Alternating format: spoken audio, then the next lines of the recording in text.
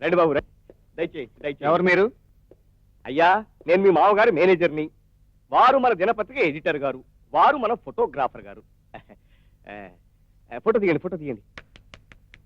ఇప్పుడు దండలు వేయించుకుని ఫోటోలు తీయించుకునేటంత గొప్ప పని నేనేం చేయలేదే. ఎందుకు ఆర్భాటం అంతా? ఆర్భాటం కాదండి అయ్యా, ఐశ్వర్యం. సాక్షాత్తు త్రిలింగ సింహాసనమే తమను ఆహ్వానిస్తోంది. ఈ రోజుల్లో కూడా బూజుపట్టిన సింహాసనాలు ఉన్నాయా? స్వరాజ్యం వచ్చినంత మాత్రాన సింహాసనాలు పోలేదు ప్రతాప్. చిత్తం, ఇంతకాలం మీ మామగారికి సొంత మనుషులు లేక ఆ కోదండరామయ్య గారిని నెత్తికి ఎక్కించుకుని మన దినపత్రికలో ఆయన గురించే రాస్తూ, ఆయన ఫోటోలే వేస్తూ, ఆయన బాకానే ఊత్తూ ఆయన్ని అంతటి వాడిని చేశారు.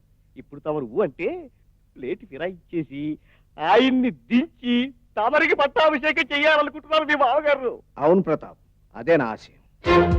క్షమించండి, ప్రజల అమాయకత్వాన్ని పెట్టుబడిగా పెట్టుకుని కడుపు నింపుకోవాల్సిన దౌర్భాగ్యం నాకు లేదు.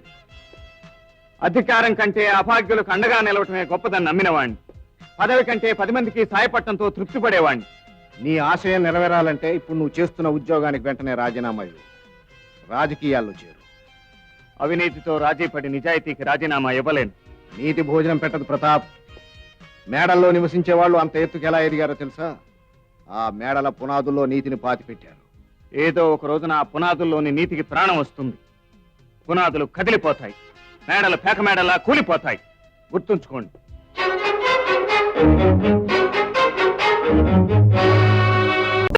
ఏమన్నావో ఏం విన్నానో, కన్నులతో మాట్లాడే భాషే వేరు.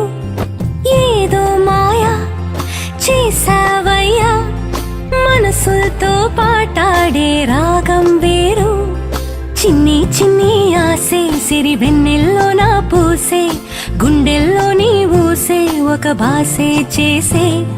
గుచ్చే చూపుల్లో నా రవిచ్చే నవ్వు.